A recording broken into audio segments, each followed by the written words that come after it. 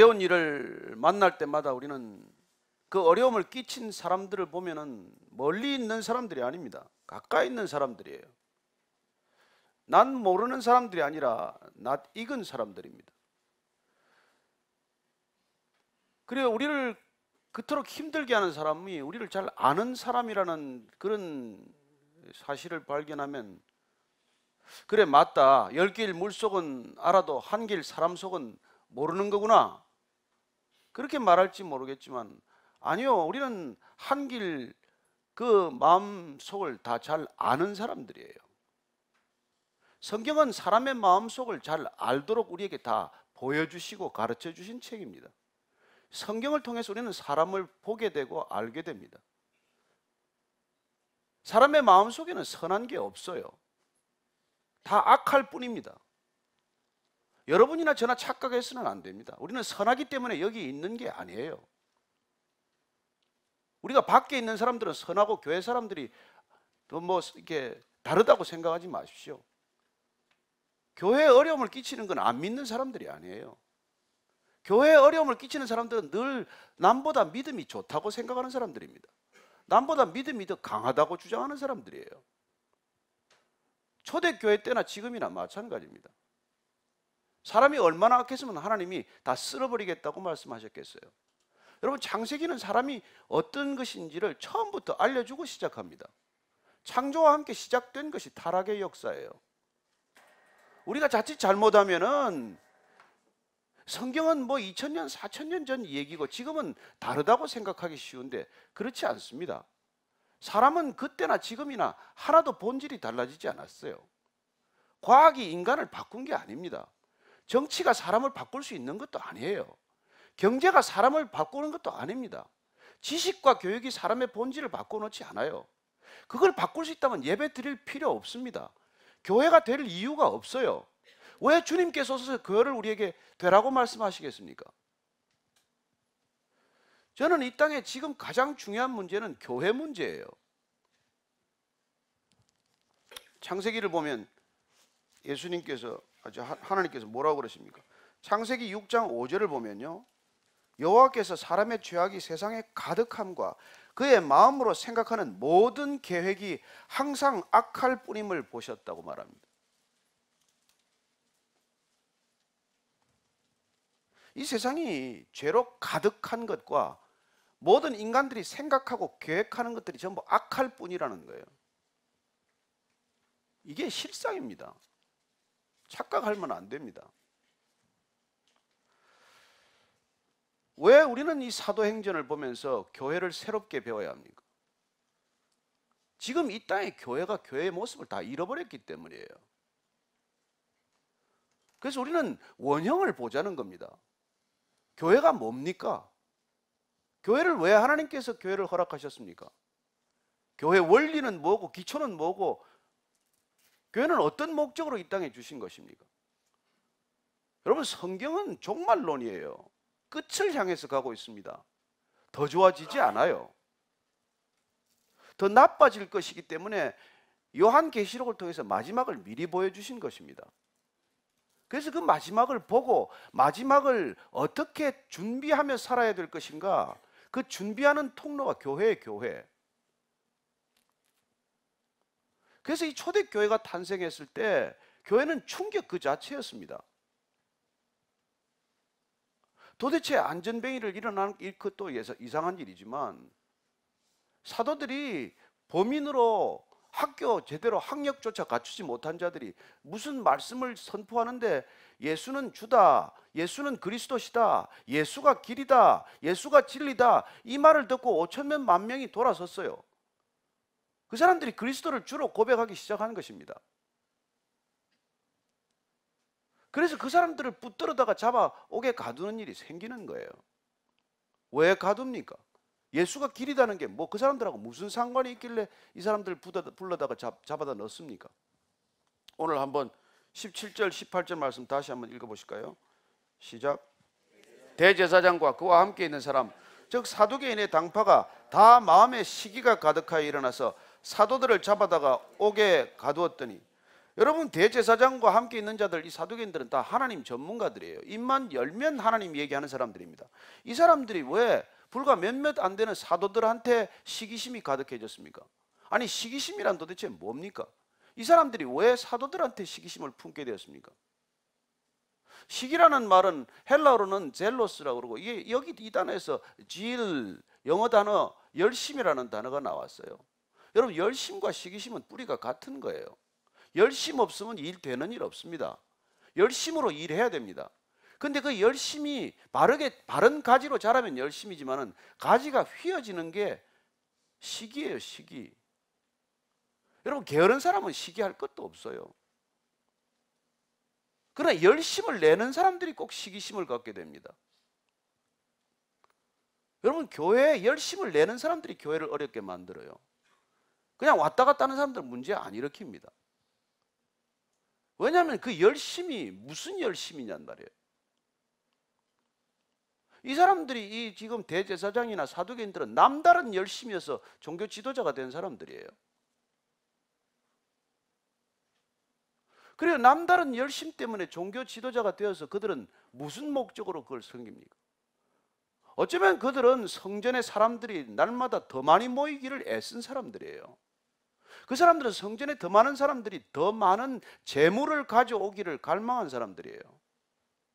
그리고 더 많이 모인 그 성전에 모인 사람들이 대제사장과 사두개인들을 존경심을 가지고 경외심을 가지고 대해주기를 바랐던 사람들이에요. 그런데 이 사람들을 향해야 할 존경심과 이 사람들을 향해서 가져야 할 경외심이 일개 범인과도 같고 하찮게 보이는 그 사도들에게로 관심이 옮겨간 거예요. 그게 여러분 시기심의 원천 아닙니까?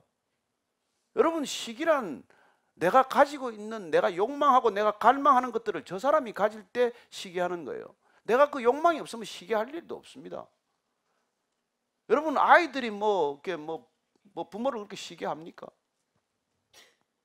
여러분들은 제가 설교 잘하는 게 시기가 납니까? 그러나 목사들은 오면 시기할 거예요. 어떻게 저 사람은 원고 없이 설교를 하나?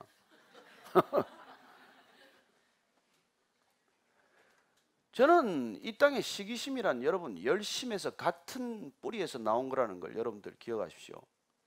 그래서 여러분들 열심을 낼 때 조심해야 됩니다. 나는 뭐 때문에 열심을 하는 것인가? 나는 무슨 목적과 동기로 열심을 다하고 있는가? 그리고 이 시기심이 솟아오를 때 자기 자신이 점검돼야 돼요. 나는 왜 저 사람이 눈에 거슬리는가? 왜 저 사람이 저렇게 미운가?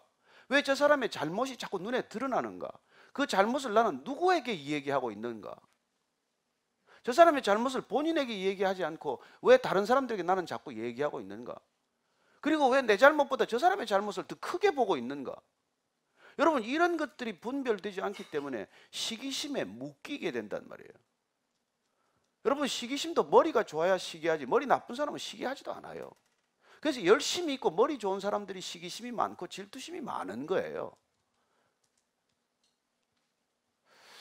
저는 이 땅에 이 시기심 하나를 해결하지 못해서 온 땅이 시끄러운 것을 보게 됩니다.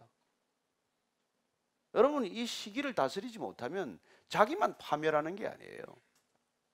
그리고 결국 이 사도들을 잡아다가 옥에다가 가두는 것이죠. 여러분, 머리 좋고 열심히면 사람 잡아다 가두는 역할을 합니다. 다른 사람을 윽박지르고 다른 사람을 핍박하고 다른 사람을 못 살게 구는 능력이 되고 마는 것이죠.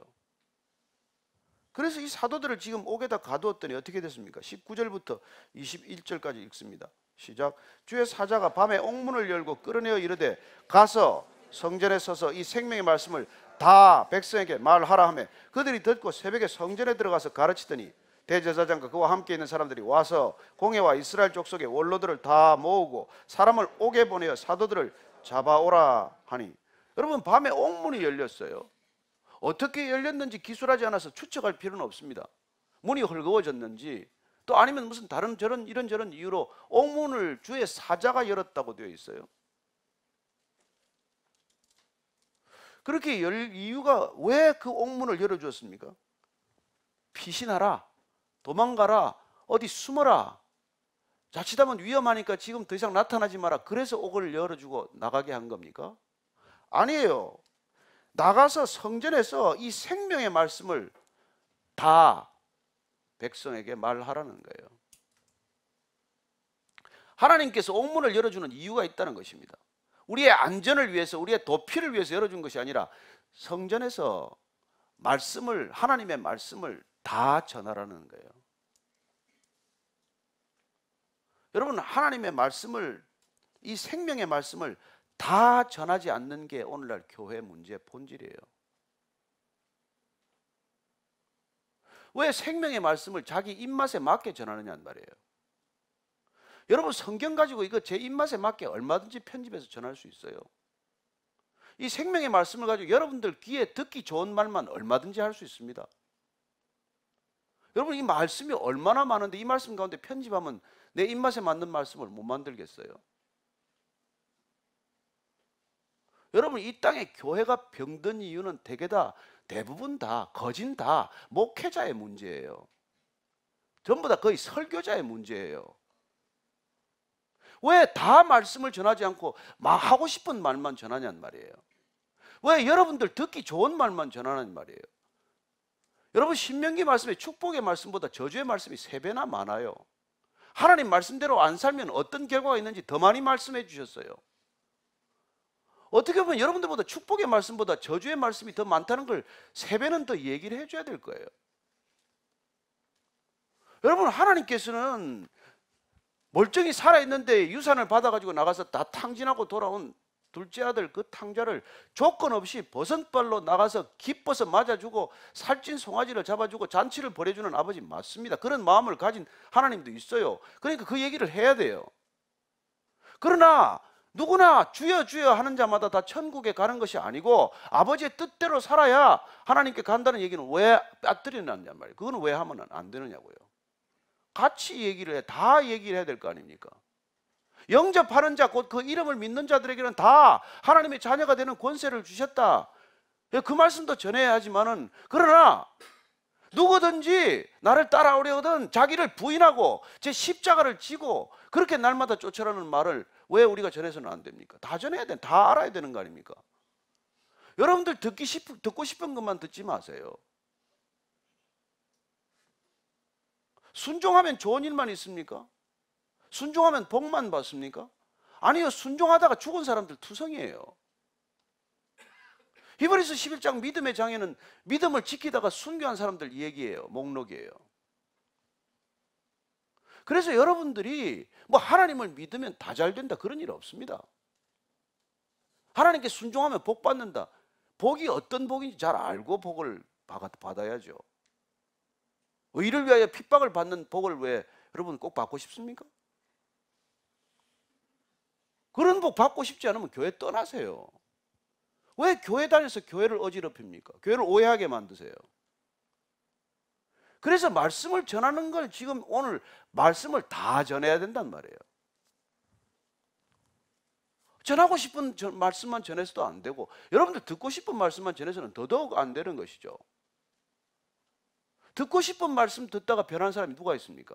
여러분, 망하는 길 간단합니다. 먹고 싶은 것만 먹으면 망하게 돼 있어요. 듣고 싶은 말만 들으면 망하게 돼 있습니다. 여러분 지금 다 보고 있는 사태가 다 그렇지 않습니까? 뭐 돌 든 사람이나 촛불 든 사람이나 다 그 사람이 다 듣고 싶은 말만 듣다가 지금 저런 얘기들이 나는 거예요. 근데 교회에서도 그래야 됩니까? 여러분, 세상은 어차피 이건 타락하고 부패한 세상이에요. 여러분들 보면 알지 않습니까? 뭐 하나 안 썩은 데가 있어요. 뭐 하나 정상적인 데가 있습니까? 그래서 교회를 지금 시작한 거예요. 다 썩었기 때문에 교회를 시작한 겁니다. 구원의 다른 길이 없기 때문에 예수님께서 오신 거예요. 그래서 그분이 십자가 지신 것입니다. 뭐 우리 좀 더 편하게 먹고 잘 살게 하기 위해서 온 게 아니잖아요.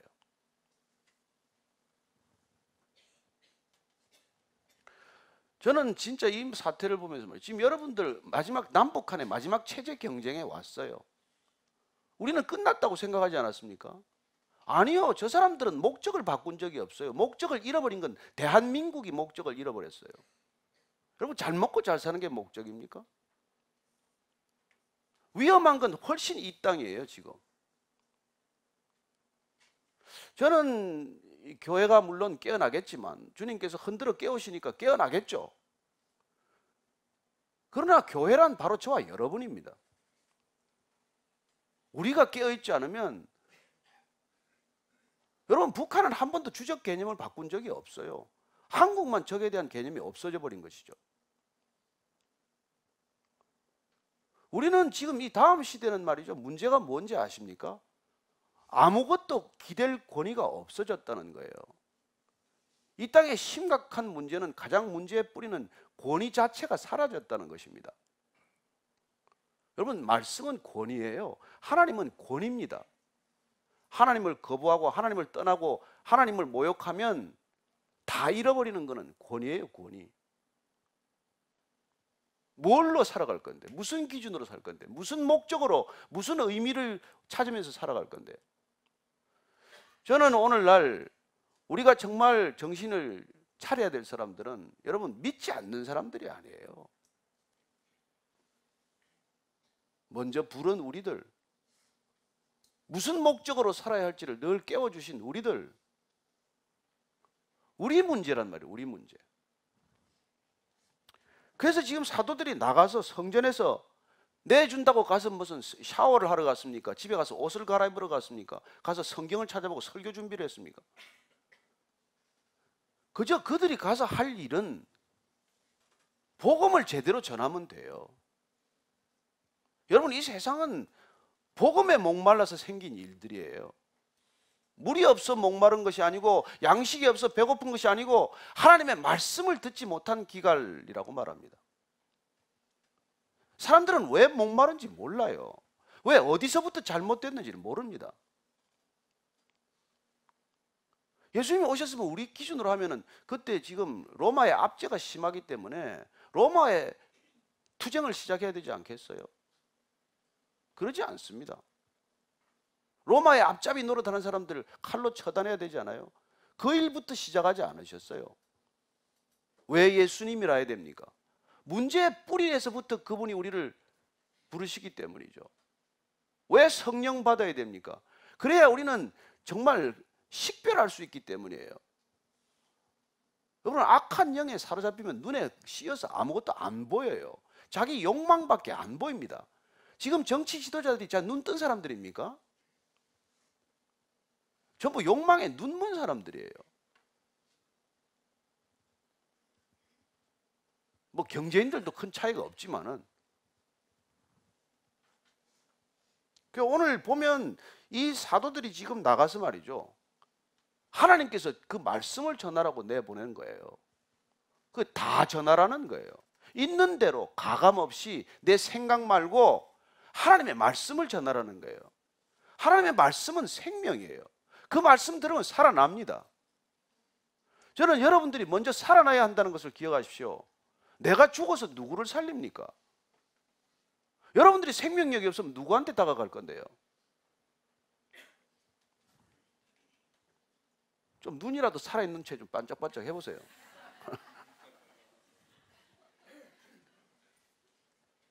22절부터 26절까지 읽습니다. 시작. 부하들이 가서 옥에서 사도들을 보지 못하고 돌아와 이르되 우리가 보니 옥은 든든하게 잠기고 지키는 사람들이 문에 서 있을 때 문을 열고 본즉 그 안에는 한 사람도 없더이다 하니 성전 맡은 자와 제사장들이 이 말을 듣고 의혹하여 이 일이 어찌 될까 하더니 사람이 와서 알리되 보소서 옥에 가두었던 사람들이 성전에 서서 백성을 가르치더이다 하니 성전 맡은 자가 부하들과 같이 가서 그들을 잡아왔으나 강제로 못하면 백성들이 돌로 칠까 두려워함이더라. 아니, 지금 사도들이 또 성전에서 얘기를 한다는 얘기를 대제사장들이 듣고, 이건 또 누구야? 무슨 일이야? 그 옥에 갇힌 자들 좀 가둬놓은 사람들 좀 데려와봐. 그랬더니 옥에 사람이 지금 없는 거 아니에요. 옥에 열어보니까 한 사람도 없어요. 그랬더니 이건 그럼 누가 풀어준 거예요? 이 해석이 안 되지 않습니까? 아니, 경비병이 풀어줄 리가 없잖아요. 달아나야 되는데 안 달아나고 그 앞에 지금 멀쩡히 잡힐 짓을 하고 있는 사람을 왜 놔주겠어요? 그리고 이 사람들이 숨은 것도 아니고 지금 그 자리에서 지금 동일한 일을 하고 있는 거 아니에요? 그래서 지금 이 사람들이 지금 해석이 안 되는 거예요. 이게 도대체 무슨 일인지 알 수가 없어요. 의욕하다는 말은 설명이 안 된다는 말이에요. 여러분, 이 사람들 머리 좋은 사람들입니다. 예수님을 십자가에 못 박아 죽일 만큼, 로마 정부와 힘을 합쳐서 그를 제거할 만큼 다 머리 좋은 사람들이에요. 그러나 여러분, 때로는 그 머리 가지고도 해석이 안 되는 일을 만난다는 거예요. 저는 여러분, 교회란 세상이 해석할 수 없는 곳이라는 것을 기억하십시오. 우리가 사는 게 이해할 수 없어야 돼요. 여러분들 사는 게 빤하면 안 돼요. 안 믿는 사람들이 여러분들 하는 걸 보면 빤하다 그래. 믿는다는 사람들 하는 짓 보면 딱 빤하다고 그래요. 우리가 그렇게 빤하게 삽니까? 교회가 초대교회에 충격을 준 이유는 딱 하나예요. 상식적으로 살지 않은 거예요. 상식보다 못한 게 아닙니다. 상식 이하로 산 게 아니에요. 상식을 뛰어넘는, 이성적이지 않은 게 아닙니다. 이성을 뛰어넘는 삶을 살았다는 거예요. 교회는 그런 곳이에요. 어떻게 자기 것을 다 포기합니까? 내 집과 밭을 팔아서 어떻게 사도들 발 앞에 둡니까? 그건 몰상식이 아니에요. 초상식이란 말입니다. 그건 비이성, 반이성이 아니에요. 초이성이란 말이에요. 그래서 어느 정권도 해결하지 못한 가난의 문제가 없어졌다. 이건 초제도적이란 말이에요. 그래서 여러분, 예수란, 교회란 그냥 솔루션이 아니라 메타 솔루션이란 말이에요. 인간의 해결 방식을 뛰어넘는 해결이란 말이에요. 이건 종교가 아니에요. 그렇게 사는 게 무슨 종교입니까? 종교인들이 왜 집 팔고 밥 팔아가지고 다 거기다 사도들 앞에 두고 같이 모여서 합니까? 복음은 메타 릴리전이란 말이에요. 종교 이상이란 말이에요. 종교는 결국 다 자기 잘 먹고 잘 살자는 거죠. 조금 희생하고 많이 받자는 거 아닙니까?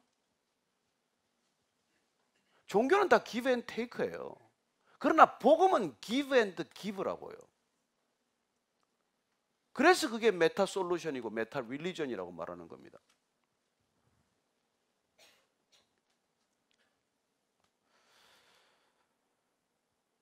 그들을 잡아왔어요. 또 성전에 서서 백성들을 가르치는 사람은 또 잡아왔어요. 성전 맡은 자가 잡아왔더니 이번에는 강제로 어떻게 할 수가 어려워요. 왜냐하면 백성들이 돌로 칠까 두려워함이라. 여러분, 이제 이 사도들의 복음을 듣고 믿음 안으로 성큼성큼 들어온 사람들의 숫자가 늘어난 거예요. 하루에 3,000명, 5,000명이 하나님을 새롭게 발견한 것이죠. 예수님을 주다, 예수님을 구주다, 그리스도다, 그분이 길이다, 진리다, 생명이다, 부활이다, 이걸 믿기 시작한 사람들이 늘어났단 말이에요. 이 사람들이 두려워진 거예요. 이 사람들이 사도들을 따라가는 걸 시기하다가 이 사람들이 믿음을 갖기 시작하자 두렵기 시작한 거예요. 그리고 이들이 어쩌지 못하는 것은 이제 사도들 뒤에 늘어선 사람들, 요새 말로 하면 팔로워가 늘어난 거예요. 팔로워 숫자가 늘어났기 때문에 내가 좌지우지할 수 없는 사람들이 된 거예요. 그래요. 지금 이 대제사장과 사두개인들, 성전 맡은 자들의 이 마음 가운데 생긴 두려움은 여러분, 숫자에 의한 두려움이라는 걸 잊지 마십시오. 여러분들이 성령 충만하지 않으면 일생 동안 숫자에 묶이게 됩니다. 팔로워가 몇이냐? 저 사람을 지지하는 세력은 얼마냐? 여러분, 그게 정치하는 거예요. 정치는 나를 따르는 팔로워 늘리는 일입니다. 뭐 이미지 전쟁을 하건 무슨 전쟁을 하든 프레임 전쟁을 하건 무슨 전쟁을 해서라도 팔로워를 늘리는 게 정치예요. 그래요. 그래서 그들은 숫자에 민감한 겁니다. 뭐 시내 몇 명이 나왔는지 정확히 알 수 없지만은 맨날 뭐 100만이 나왔대. 저쪽은 또 26만이라 그러고. 제가 어젯밤에 찾아봤어요. 미디어 워치인가 쭉 찾아봤더니 합리적으로 계산했어요. 100만 나온 모든 전 세계 시위 군중들을 다 사진을 올려놓고 다 해놨더라고요. 한번 참고해 보십시오. 숫자가 얼마나. 근데 왜 숫자를 그렇게 부풀리거나 왜 숫자를 줄이거나 그러느냐 말이에요. 이 세상이 숫자 노름이라서 그래요. 그러나 여러분, 숫자만 보면 늘 불안합니다. 여러분들 제일 불안하게 사는 방법은 저금 통장에 찍힌 숫자만 보고 있으면 평생 불안할 거예요. 하나님은 숫자 세는 거 좋아하지 않습니다. 다윗이 숫자 세다가 인구 계수하다가 야단 맞아요. 아니 뭐 국민 숫자 세는 거 호구조사도 할 바인데 그게 뭐가 그렇게 잘못됐습니까? 그러나 다윗의 심중 가운데 이스라엘 백성들이 전쟁에 나갈 만한 사람들이 얼마나 되나, 이 사람 숫자를 세기 시작하는 그 마음의 중심이 사람을 의지하고자 하는 것이기 때문에 하나님께서 그걸 가만두지 않는 거예요. 저는 여러분들이 너무 숫자에 연연하지 않게 되기를 바랍니다. 방송국도 여러분 숫자 노름이에요. 그러면 시청률에 묶여서 어쩔 줄도 모릅니다. 제작자나 PD나 뭐 그러면 시청률 그 숫자 하나에 일희일비하고 사는 것이죠. 뭐 교회는 다른 줄 압니까?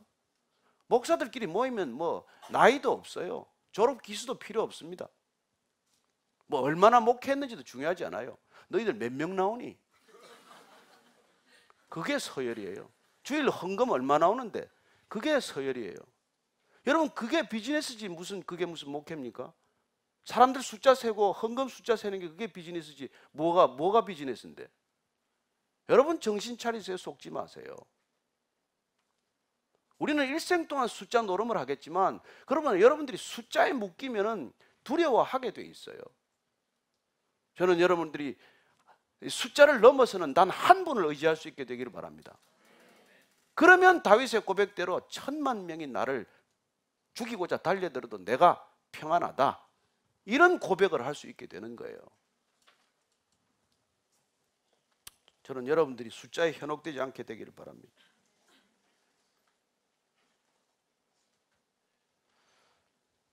그렇게 끌어가지고 이렇게 두려워하는 사람들이 이제 모습을 보게 되는데 27절 28절 한번 더 볼까요? 시작.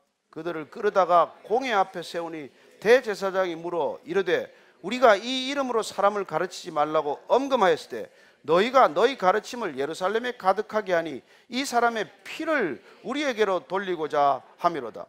공회 앞에 세워놓고 이제 대제사장이 묻습니다. 너 왜 가르치지 말라고, 예수는 주다, 예수는 그리스도다, 그런 거 가르치지 말라고 그랬는데 왜 가르쳤냐? 너희들 그렇게 가르쳐서 지금 하고 있는 목적이 뭐냐? 예수 그리스도가 십자가에 못 박혀 죽은 그 피가 우리 때문이라고 지금 말하는 게 목적이지, 이렇게 이제 따지는 거예요. 자 보십시오. 두려움이 왔어요. 시기심 때문에 온 두려움이에요. 그 두려움 때문에 기껏 한 게 사람 잡아오는 겁니다. 사람 잡아다 놓고 물을 때 질문이 뭐예요? 너 지금 나한테 다 뒤집어 씌우려고 하는 거지? 이거란 말이에요. 여러분 뒤집어 쓰는 걸 지금 두려워하고 있는 겁니다. 그런데 뒤집어 쓸 짓 안 했습니까? 했어요. 그런데도 불구하고 그게 지금 마음에서 불안으로 어쩔 줄 모르는 거예요. 자 그럼 실제 보십시다. 이 사도들이 가서 성전 앞에서 전한 메시지가 선동입니까?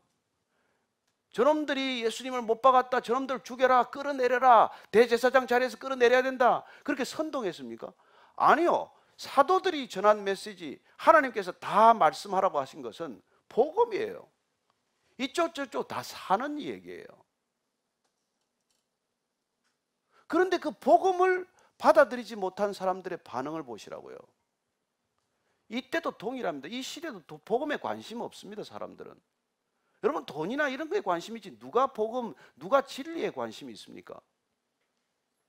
그래서 이 세상이 지금 어디로 빗나가는지도 모르고 흘려가고 떠내려가는 것 아닙니까?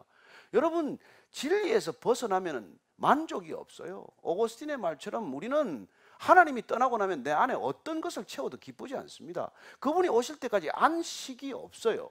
쉼이 없습니다. 우리가 뭐 일주일 24시간 일하는 체제가 돼서 쉼이 없는 게 아니에요. 마음에 쉼이 없기 때문에 7 days, 24 hours 시스템을 만드는 거예요. 이 세상이 그렇게 흘러가고 있는 겁니다.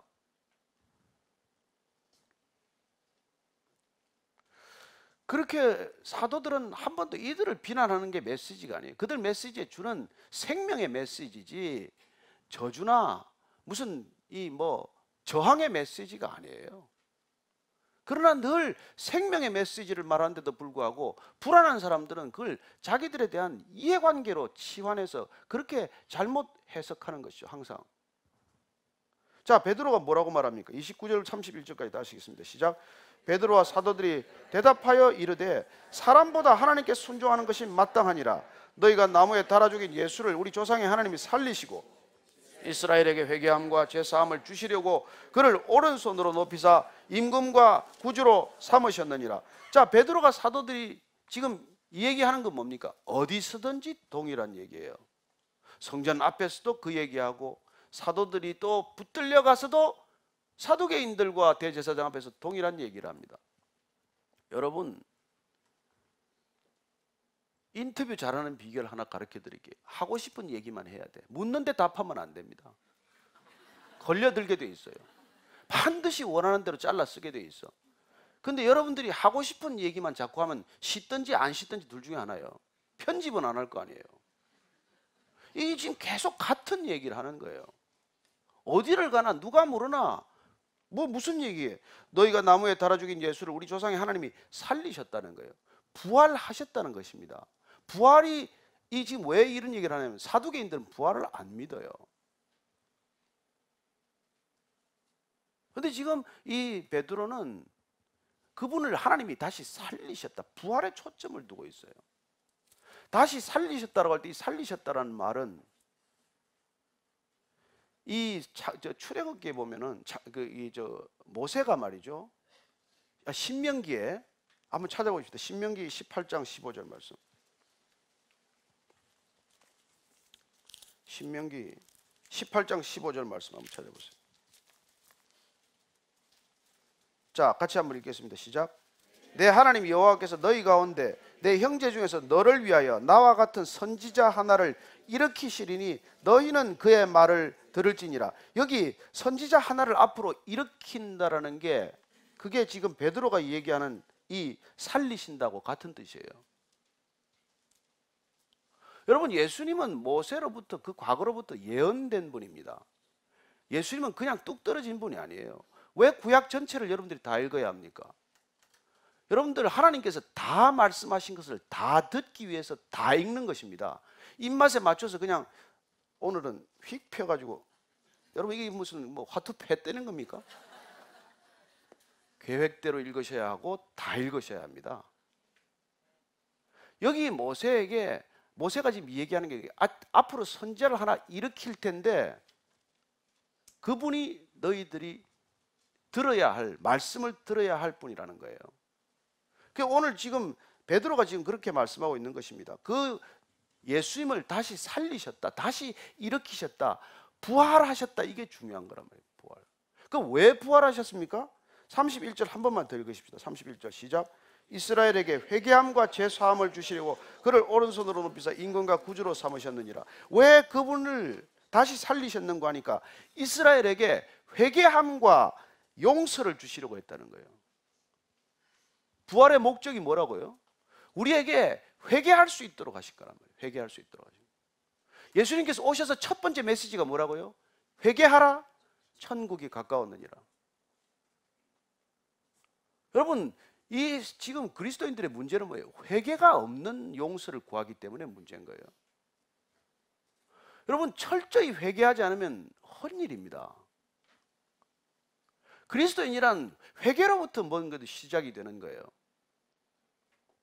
그리스도인이 된다는 것은 내가 세상을 향해서 줄다름 치던 이 인생이 예수님께로 돌이키는 삶, 나 자신을 향해서 어쩔 줄 모르는 삶을 하나님께로 향하는 삶, 방향 전환이지만 이게 유턴이란 말이에요.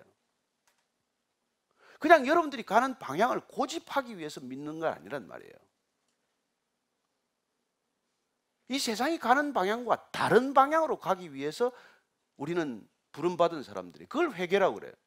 회개가 먼저 일어나서 죄 용서를 받으면 그분께서 다시 세상 속으로 보내요. 왜요? 세상에 가서 그냥 절벽을 향해 달려가는 사람들을 유턴시키고 되돌이키는 삶을 그들에게도 인정토록 하기 위해서 우리가 가는 거란 말이에요. 그러니까 우리는 회개로부터 시작이 돼야 인생의 목적이 바로 서지, 그 회개로부터 안 서면은 인생의 목적이 하나도 달라지지 않아요. 그래서 되는 것 같은데 되지 않아요. 다 된 것 같은데 하나도 되지 않아요. 뭘 이룬 것 같은데 뭘 이루었는데요. 저는 여러분들이 지금 이 베드로가 다시 한번 우리에게 정확한 복음을 일러주고 있는 것입니다. 부활하신 목적, 십자가를 지신 목적, 다 이게 우리가 회개하도록 하는 것이고, 회개할 때 우리에게 죄 용서, 죄 사함을 허락해 주시기 위한 거란 말이에요. 여러분, 인간의 모든 문제는 하나님과의 관계가 끊어진 거예요. 산소 호흡기가 빠진 겁니다. 나무 밑둥이 잘린 거예요. 거기서부터 문제가 시작된 겁니다.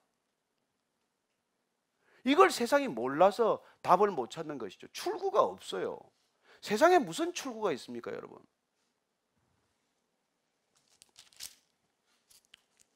이 사도 바울이 그걸 깨달은 거예요. 회개. 아, 돌이켜야 되는구나. 그래서 여러분들 나중에 이 사람 한번 17장, 사도행전 17장 한번 가보세요. 아테네에 가서 이 사람이 흥분을 해요. 왜냐하면 알지 못하는 신에게라고 써져 있어요. 그래서 사도 바울이 이게 이제 흥분해가지고 이런 얘기를 하는 거예요. 사도행전 17장 30절 말씀 보십시오. 시작. 알지 못하던 시대는 하나님이 간과하셨거니와 이제는 어디든지 사람에게 다 명하사 회개하라 하셨으니. 사도 바울이 크리스찬이 되는 걸 딱 한마디로 정리해요. 다 회개하라는 거예요. 이건 명령이에요. 이건 여러분들한테 동의를 구하거나 설득을 요하는 게 아니에요. 돌이키십시오. 이건 명령이에요. 자, 로마서 가보면 로마서 2장 4절. 다시 그 로마 교회에 대해서 다시 한번 이 말씀을 하고 있습니다. 로마서 2장 4절 찾으셨어요? 읽습니다. 시작. 혹 내가 하나님의 인자하심이 너를 인도하여 회개하게 하심을 알지 못하여 그의 인자하심과 용납하심과 길이 참으심이 풍성함을 멸시하려느냐. 여러분, 하나님이 왜 인자하시다고요? 왜 참으신다고요? 회개하도록 기다리는 거예요. 여러분 돌아설 때까지 기다려주고 계신다는 것입니다. 목적이.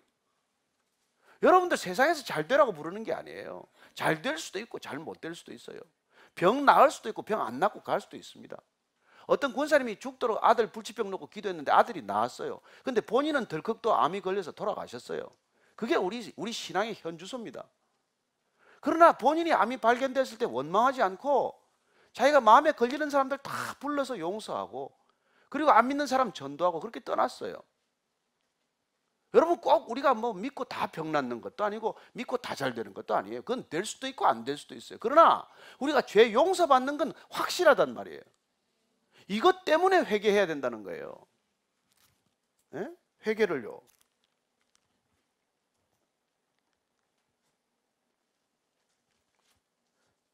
마지막 32절 한번 읽고 마치도록 하겠습니다. 시작. 우리는 이 일의 증인이요 하나님이 자기에게 순종하는 사람들에게 주신 성령도 그러하니라 하느라. 그래, 우리는 이 일의 증인이란 말이에요. 누구 앞에서나 어떤 직업을 가졌거나 이 일의 증인이란 말이에요. 여러분들 왜 돈 법니까? 왜 직장 가지세요? 무엇 때문에 결혼하려고 합니까? 이 일의 증인 되기 위해서 결혼하고 자 이게 애 낳고 다 하는 거라고요. 우리 그냥 잘 먹고 잘 살다 가는 건 짐승과 같은 거랑 뭐가 달라요? 여러분, 짐승도 뭐 배불리 먹고 거기도 다 섹스하고 다 새끼 낳고 다 살아요. 그게 우리 목적이 아니잖아요. 인간이라는 게. 이 일의 증인으로 부름받은 사람들이라는 것이죠. 저는 여러분들이 인생의 목적이 새로워지기를 바랍니다. 무엇 때문에 열심을 다해야 하는지를 기억하게 되기를 바랍니다. 그래서 하나님께 순종하는 자들에게 주신 성령도 그걸 위해서 주셨다는 거예요. 왜 성령 충만입니까? 증인 노릇 잘 하라고, 증거 똑바로 하라고, 다 말씀을 전하라고, 가감 없이 하라고. 그래서 성령을 주셨다는 거예요. 성령의 목적도 그겁니다. 성령이 와서 무슨 뭐 예언하는 게 아니에요. 그거는 악령들이 더 잘해요. 그거 뭐 내가 지금 그 박 대통령 얘기를 들어보니까 기가 찬 얘기가 많더만. 근데 내가 들어보니까 나도 안 믿고는 못 베기겠던데 보니까. 그렇게 맞추면. 여러분, 사실 뭐 재벌들은 하나씩 안 끼고 있는 줄 아십니까? 정치인들 대다수가 여러분 선거 때 되면 안 가는 줄 아십니까? 나는 이 땅에 정말 그리스도인들은 그쪽에 안 가게 되기를 바랍니다. 여러분, 성령은 여러분들 개인적인 미래사에 관심이 있는 게 아니에요. 이 일에 증인되는 게 중요하단 말이에요. 내가 이렇게 되고 저렇게 되는 건 그게 중요하지 않아요. 그래서 바른 신앙이란 내가 점점 더 중요해지는 삶이 아닙니다. 저는 여러분들이 정말 복음이 더 중요해지고 예수님이 더 중요해져서 이 일에 증인되기를 결단하시길 바랍니다. 그러면 약속하셨어요. 봐라, 굶어 죽나? 먼저 하나님의 나라와 그 일을 구하라. 그리하면 내가 더하시나 모든 것을 더하지 않나 보라는 거예요. 순서 바꾸지 마세요. 주시면 내가 한번 증거해 볼게요. 내가 간증 집회 하루 종일 하고 다닐게요. 이게 아니란 말이에요. 간증 집회도 남묘 호랑갱교에서도 간증 집회예요. 내가 아는 유명한 분이 하루에 4번 간증 집회 했더라고요. 저는 여러분들이 정말 이 일에 증인되기 위해서, 복음의 증인이 되기 위해서, 회개의 증인이 되기 위해서, 죄 용서의 증인이 되기 위해서 그렇게 하는 건 하나님을 기쁘게 하는 거지 사람을 기쁘게 하는 삶이 아니에요. 그래서 핍박이 온단 말이에요. 사람만 기쁘게 하면 얼마나 좋겠어요. 제가 엊그제 진짜 참 중요한 간증을 들었어요. 별의별 압력을 다 받았는데 아침마다 기도하니까 아니더라는 거예요. 거절했어요. 자리를 걸고 거절했어. 까딱했으면 잘릴 뻔했어요. 이 사태가 다 안 터졌으면. 저는 우리가 믿음을 지켰기 때문에 정말 하나님께서 어떻게 일하시는지를 한번 보자는 거예요. 할 얘기가 많지만 제가 참 시간도 없고 해서 그냥 하겠습니다만은 데살로니가 전서 2장 한번 찾아보세요. 데살로니가 전서 2장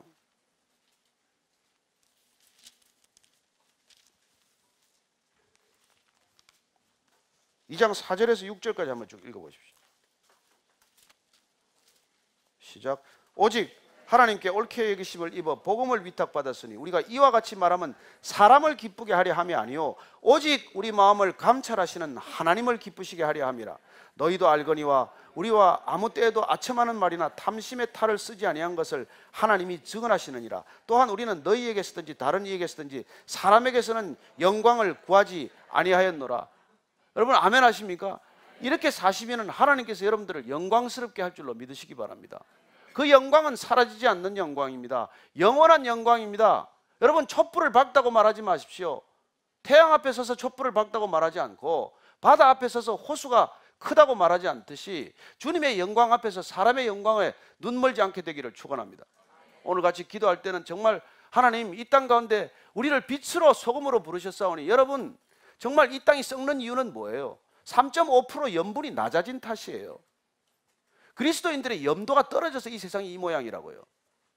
복음대로 우리가 안 살고 복음이 제대로 안 전해져서 그런 거라고요. 3.5%면 세상은 안 썩습니다. 이 땅에 그리스도인들의 염도가 3% 이하로 떨어졌기 때문에 지금 이 난리가 난 거예요. 여러분들이 빛이고 여러분들이 소금이라면 이 세상은 안 썩습니다. 걱정하지 마시고 하나님께 더 열심히 기도하고 하나님이 이 나라 쓰실 것이라고 저는 믿습니다. 뒤집어 엎어서라도 쓰실 것이라고 믿습니다. 여러분 그래도 당대 저기 선교하러 가서 추장된 사람이 우리나라 백성들밖에 없어요. 다 나가면 한 자리씩 합니다. 하나님께서 반드시 내보내서 이 땅 마지막 동안 하실 것입니다. 그러나 우리가 정말 전심으로 다시 한번 이 기도해야 될 것은 정말 이 그리스도인들이 깨어있지 않기 때문이에요. 우리가 깨어서 이 민족을 다시 한번 주님 앞에 올려드릴 때 하나님께서 지금 일하지 않으면 저는 길이 없다고 봅니다. 제가 100번 얘기하죠. 나 하나님 안 믿으면 지금 나 이민 갔을 거예요. 저는 하나님께서 이 나라 이 백성을 쓰실 줄로 믿고 우리가 그분께 다시 한번 간절한 마음으로 올려드리면 정말 하나님께서 뜻밖의 방법, 기적 같은 방법으로 문제를 푸실 것이라고 믿습니다. 인간이 생각하는 방법이 아니라 우리가 뜻하지 않았던 방법으로 문제를 푸실 분이라는 걸 믿고 한번 간절히 한 1분과 같이 기도하십시다. 나라와 민족을 위해서 한번 더 간절히 기도하십시다. 하나님 아버지 주님 정말 현실을 보면 앞이 캄캄합니다.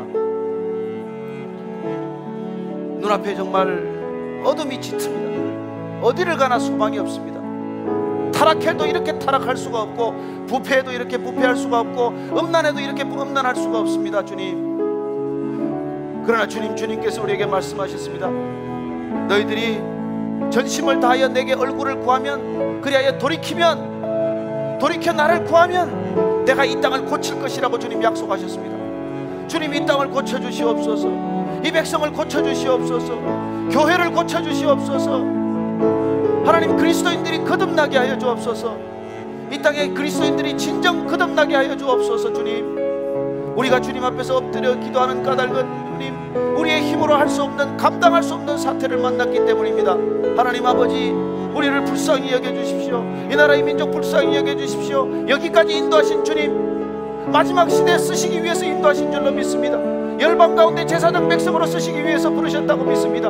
주님, 이 백성을 정결케 하여 주옵소서. 새롭게 하여 주옵소서. 깨끗게 하여 주옵소서. 경건의 모양을 잃어버릴지언정 경건의 능력을 회복하게 하여 주옵소서.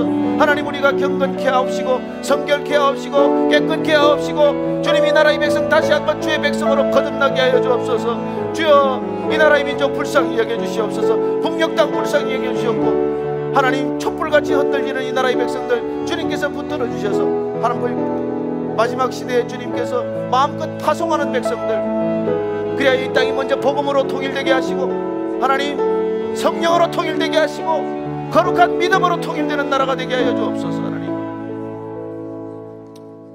하나님 아버지, 저희들이 전심을 다하여 주님께 부르짖기를 원합니다. 너희들이 내게 얼굴을 구하고 부르짖으면 내가 이 땅을 듣고 고치리라고 약속하셨사오니 주님, 우리가 전심을 다하여 부르짖을 때 이 땅을 고치실 줄로 믿습니다. 하나님, 이 땅이 주의 나라, 주의 백성들 되게 하셔서 마지막 시대 제사장 백성으로 쓰시기에 부족함이 없는 정결하고 거룩하고 깨끗한 그런 거룩의 능력을 지닌 백성들 다 되게 하여 주옵소서. 예수님 이름으로 기도합니다. 아멘.